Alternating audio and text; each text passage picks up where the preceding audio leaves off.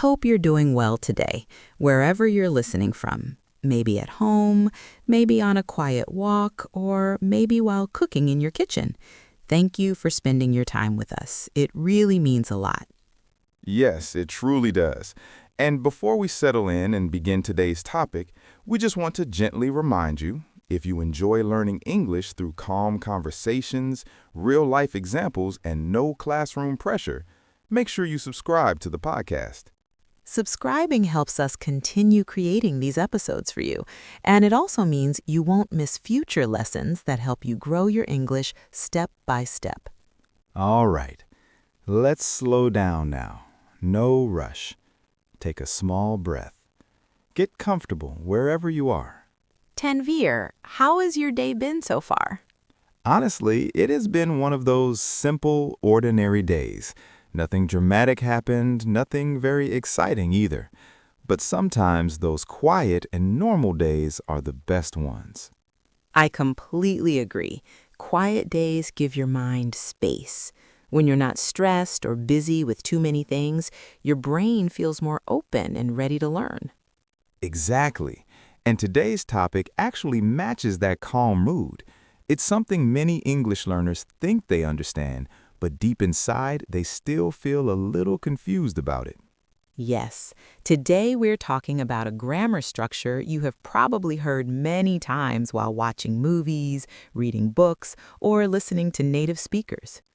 And that structure is would have plus past participle. When learners hear sentences like, I would have called you, or she would have helped, they often pause for a moment.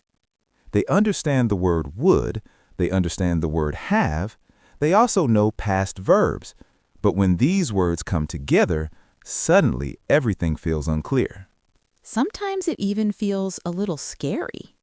Yes, many learners tell us, I know each word separately, but when they are together, my brain just freezes. So let's say this very clearly right now.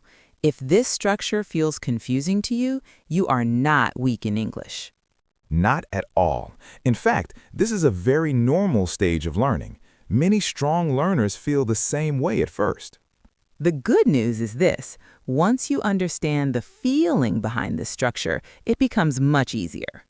So today, we will explain it slowly, clearly, and naturally. No pressure, just understanding. Because learning English should feel comfortable, not stressful. Exactly.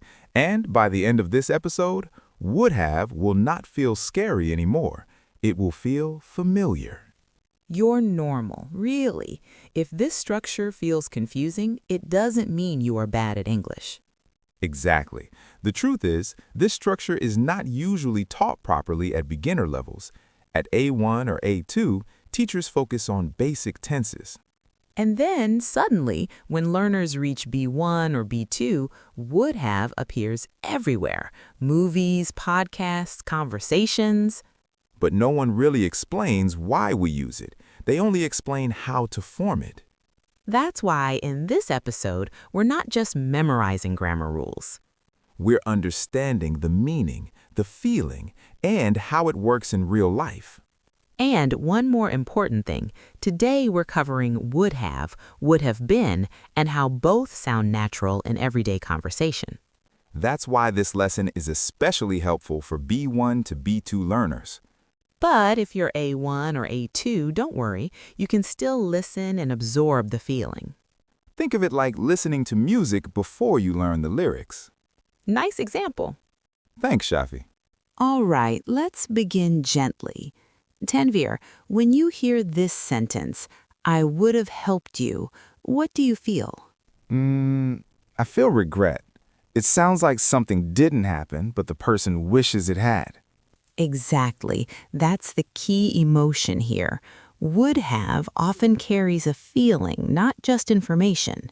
It talks about a past action, but not a real one. It talks about a past possibility that did not happen. Let's break that slowly. Yes, slowly, no jumping ahead. Imagine yesterday your friend was moving to a new apartment. Okay, I'm imagining it. You wanted to help, but you were sick. So I stayed home, I didn't go. Right. Today, you meet your friend and you say, I would have helped you, but I was sick. That sentence tells us three important things. First, you wanted to help. Second, you didn't help. Third, there was a reason. That is the heart of would have. It's not about what happened. It's about what could have happened but didn't. Many learners confuse this with a simple past tense. Yes, if you say, I helped you, that's a real action in the past. But I would have helped you lives in an imaginary past. A past that exists only in your mind.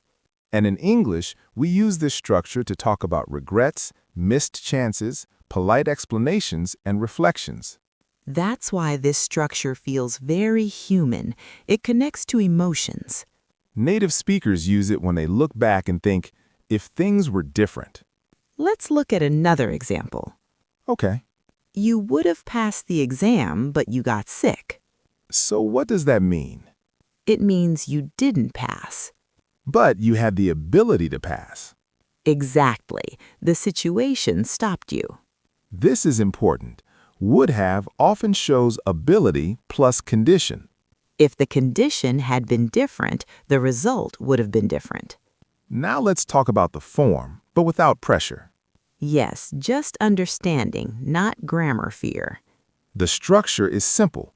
Would plus have plus past participle.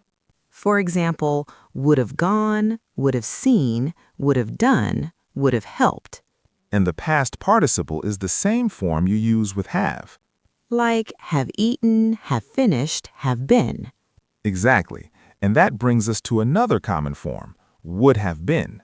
This one is very common in real conversations, For example, it would have been amazing. meaning it wasn't amazing because it didn't happen. Or, that would have been nice. Again, a polite regret. Native speakers use this a lot to sound soft, kind, and thoughtful. Not aggressive, not blaming. That's why this structure is socially important. It helps you express feelings without sounding harsh. Now, let's pause for a moment. Good idea. If you're listening right now and thinking, oh, so that's what it means, you're doing great. Don't try to memorize 10 sentences. Just understand the feeling first. Now we're going to go deeper into daily life examples. We'll also talk about common mistakes and how learners sometimes misuse would have. And we'll gently compare it with other structures so you don't mix them up. Plus, we'll practice with situations you actually face in real life. So, before we go deeper, let's remind everyone where we are. We understood that would have is not about real past actions. It's about past possibilities that did not happen. And we talked about the feeling behind it, regret, reflection, and sometimes politeness. Now I think it's time to connect this structure to real-life situations people face every day. Yes, because grammar becomes powerful when it connects to real life. Absolutely, because grammar only really makes sense when you can see yourself inside the sentence. Yes, when you imagine your own life in that situation, suddenly the structure feels real. Let's start with something very common, work and jobs. Good choice. Many learners need English for their professional life. Imagine this situation. You applied for a job, you prepared carefully, you practiced answers, but on the interview day, you were extremely nervous. Your hands were shaking. Your voice felt weak. And later, when you think about it, you say, I would have answered better, but I was too nervous. That sentence is powerful. Yes, because it shows you had the ability. But something stopped you. Fear, stress, pressure. Now compare this with a wrong sentence learners often say. I answered better, but I was nervous. That sounds confusing. Because answered better means you actually did well. But in reality, you didn't.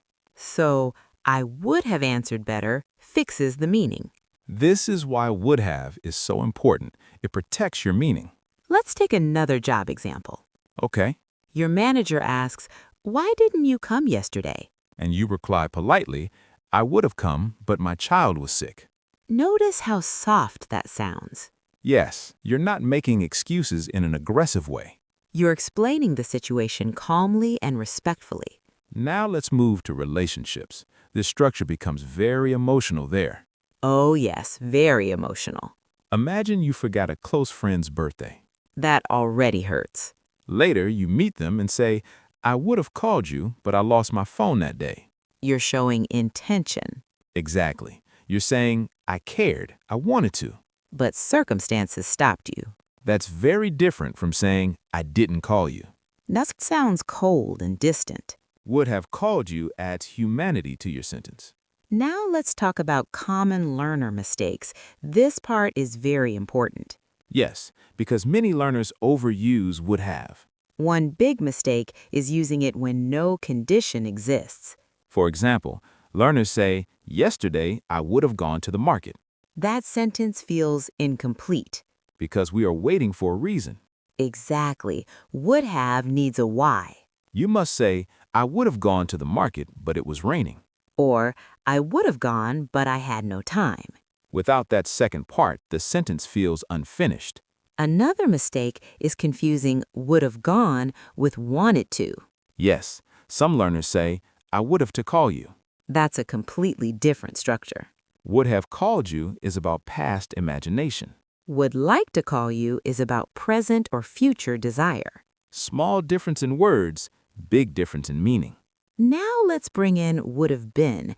This form appears a lot when we talk about situations and feelings, For example, the trip would have been fun, meaning the trip didn't happen. or it happened badly, so it wasn't fun. Exactly, and we often use it when we look back at something. Another example, it would have been easier if you told me earlier. Not anger. English speakers use this to avoid conflict. Very cultural. Now let's talk about polite English, because would have is gold here. Imagine someone invites you somewhere, but you couldn't go. Instead of saying, I didn't come, you say, I would have loved to come, but I had work. That sounds warm. And respectful. This structure helps you sound emotionally intelligent. That's why B1 and B2 learners really need this. Now let's do a small comparison to clear confusion. Okay, first sentence, I didn't help him. Just the fact. I couldn't help him. That shows inability. I wouldn't help him. That shows refusal.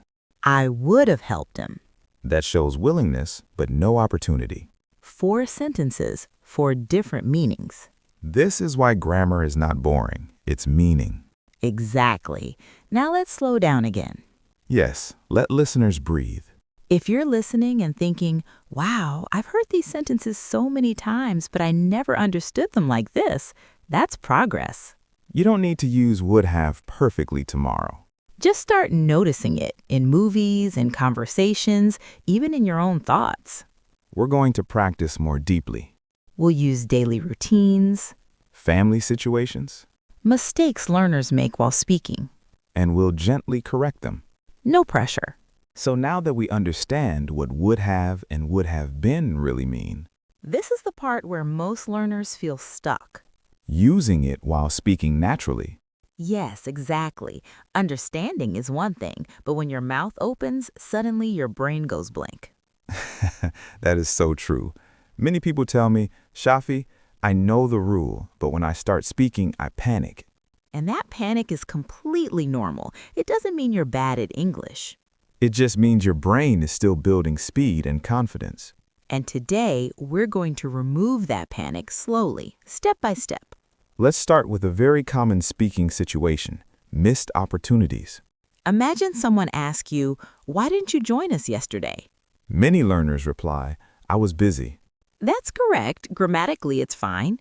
But it feels flat, very short, a little cold. Now listen to this. I would have joined you, but I had a family commitment. Do you feel the difference?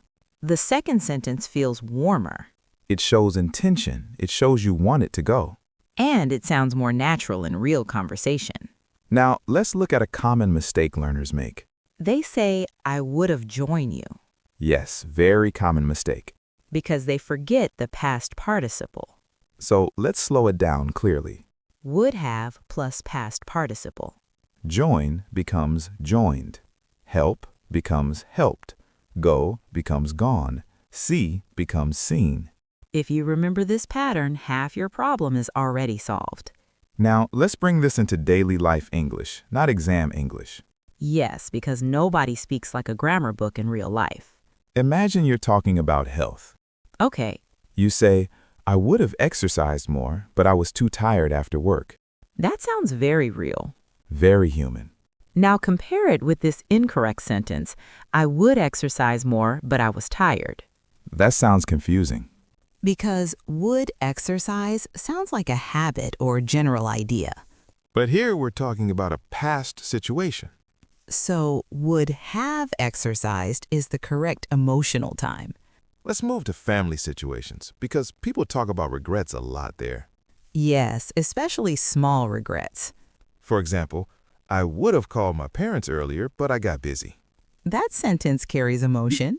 It carries honesty without drama. Now let's use would have been more clearly. Good idea. Imagine someone asks, how was the party? And you reply, it would have been fun, but I arrived very late. Meaning the fun part was already over. Exactly. A common learner mistake here is saying, it would be fun, but I arrived late. That mixes time. English is very sensitive about time. So always ask yourself, am I talking about a past situation that didn't go as expected? If yes, use would have been. Now let's practice thinking aloud. This really helps fluency. Yes, very important. Instead of staying silent, you can say, I would have said yes, but I needed more time to think. This buys you time. And keeps the conversation flowing naturally. Now let's talk about social pressure situations. Oh, this is a big one. Someone invites you somewhere, but you didn't want to go. Later, you explain, I would have come, but I wasn't feeling well. Notice how polite that sounds? English speakers really value soft language. And this structure helps you sound respectful. Now let's do a real spoken correction example. Okay. A learner says, I didn't tell you because I forgot. Correct, but very direct. Now soften it. I would have told you, but it slipped my mind. That sounds much more natural. More mature, more adult. Now something very important for B1, B2 learners. Yes. Don't overuse would have. Use it only when there is a reason, a condition, or a reflection. Not for every sentence. Otherwise, it sounds forced and unnatural. Let's pause for a second. If you're listening and thinking, I already say these things in my language, you're right. You already think this way. English is just giving you a tool to express it. Okay, now it's time to bring everything together. Today, we've learned would have and would have been, how to use them and how to sound natural. And the key is practice. Not just reading examples, speaking them aloud. Let's start with a typical day scenario. Imagine you overslept. You tell a friend, I would have woken up earlier, but my alarm didn't ring. Simple, real, polite. If your friend asks, did you miss breakfast? You can say, yes, I would have eaten breakfast, but I was running late. That shows intention, past action, and reflection. Now let's move to a work scenario. Many B1, B2 learners struggle here. Yes. Imagine you missed a meeting. You can explain politely, I would have attended the meeting, but I got caught up in another task. Much better than just saying, I missed it. It adds clarity and responsibility. And natural flow. Now let's practice would have been. Suppose your colleague missed a presentation. You can say, it would have been helpful if you joined, but I understand you were busy. Polite, conversational, empathetic. Exactly. Or you can say, the party would have been more fun if you came. That implies the party already happened. Yes, it's a past unreal situation reflecting on what could have happened. Now let's do a mistake correction session. Yes, let's fix common errors and make them sound natural and confident. Great idea. Let's start with a common mistake learners make. Yes, many learners say, I didn't tell you because I forgot. Correct, but very direct. Now soften it. I would have told you, but it slipped my mind. That sounds much more natural. more mature, more adult. Now something very important for B1, B2 learners. Yes. Don't overuse would have. Use it only when there is a reason, a condition, or a reflection. Not for every sentence. Otherwise, it sounds forced and unnatural. Let's pause for a second. If you're listening and thinking, I already say these things in my language, you're right. You already think this way. English is just giving you a tool to express it. Okay, now it's time to bring everything together. Today, we've learned would have and would have been, how to use them, and how to sound natural. And the key is practice. Not just reading examples, speaking them aloud. Let's start with a typical day scenario. Imagine you overslept. You tell a friend, I would have woken up earlier, but my alarm didn't ring. Simple, real, polite. If your friend asks, did you miss breakfast? You can say, yes, I would have eaten breakfast, but I was running late. That shows intention, past action, and reflection. Now let's move to a work scenario. Many B1, B2 learners struggle here. Yes. Imagine you missed a meeting. You can explain politely, I would have attended the meeting, but I got caught up in another task. Much better than just saying, I missed it. It adds clarity and responsibility. And natural flow. Now let's practice would have been. Suppose your colleague missed a presentation. You can say, it would have been helpful if you joined, but I understand you were busy. Polite, conversational, empathetic. Exactly. Or you can say, the party would have been more fun if you came. That implies the party already happened. Yes, it's a past unreal situation reflecting on what could have happened. Now let's do a mistake correction session. Yes, let's fix common errors and make them sound natural and confident. Great idea. Let's start with a common mistake learners make. Yes, many learners say, I didn't tell you because I forgot. Correct, but very direct. Now soften it. I would have told you, but it slipped my mind. That sounds much more natural. More mature, more adult. Now something very important for B1, B2 learners. Yes. Don't overuse would have. Use it only when there is a reason, a condition, or a reflection. Not for every sentence. Otherwise, it sounds forced and unnatural. And very B1, B2 friendly. Let's take another one from social life. Imagine you forgot a friend's birthday. Many learners say, I would forget your birthday. That sounds very literal and strange. The natural way is, I would have wished you, but I completely forgot. See the difference? The second sentence adds emotion and context. Exactly.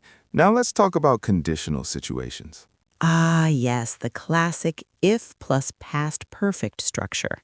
For example, if I had known about the sale, I would have bought more clothes. Or using would have been, if I had joined the meeting earlier, it would have been easier to understand the project. Notice how both sentences reflect past hypothetical situations. Yes, they talk about something that didn't happen, but we imagine a different result. That's why B1, B2 learners often love these structures. They sound smart without being complicated. Now let's do a fun real-life scenario. Okay. Imagine you're talking about a missed movie night. You say, I would have joined you at the cinema, but my work ran late. Or you add would have been. It would have been amazing to watch the movie together. So you see, would have shows your intention. And would have been shows the experience or feeling. Exactly, and you can mix them naturally in longer sentences. Let's practice one more family situation. Okay. You forgot your mom's call. You can say, I would have called you earlier, but I was in a meeting. And your mom might reply, it would have been nice to hear from you, but I understand. See how the conversation flows smoothly? Real emotions, real situations. Now let's talk about repeated mistakes learners often make. One big mistake is using would instead of would have. Like saying, I would eaten breakfast. Oops, we need the full structure. The correct version is, I would have eaten breakfast. Always check the verb form. Another mistake is mixing tenses incorrectly. For example, saying, I would have liked this movie. Not correct. It must be, I would have liked this movie. Always use the past participle after have. Now, let's finish with a longer conversation example. Yes, imagine two friends chatting about a weekend trip. Friend 1 says, I missed the hike yesterday. What happened? Friend 2 replies, I would have invited you, but I didn't know your schedule. Friend 1 says, it would have been fun if I joined. Friend 2 answers, next time I'll make sure to tell you. We would have all enjoyed it together. See how natural that sounds? It flows easily and uses both would have and would have been. The more you practice, the more these phrases become second nature. Yes, speak them aloud. Use them in your daily life, even in small sentences. Don't worry about perfection. Small mistakes are completely okay. The real goal is confidence and clarity. And remember, these structures make you sound polite, thoughtful, and reflective. So friends, keep practicing. Try creating your own sentences. Notice how your conversations begin to feel more natural. We truly hope today's session helps you feel more confident. And don't forget, consistency is key. Thank you for staying with us until the end. We appreciate your time and effort. See you in the next episode. And keep practicing. Have fun with would have and would have been. Goodbye, everyone. Bye-bye. Take care and keep learning.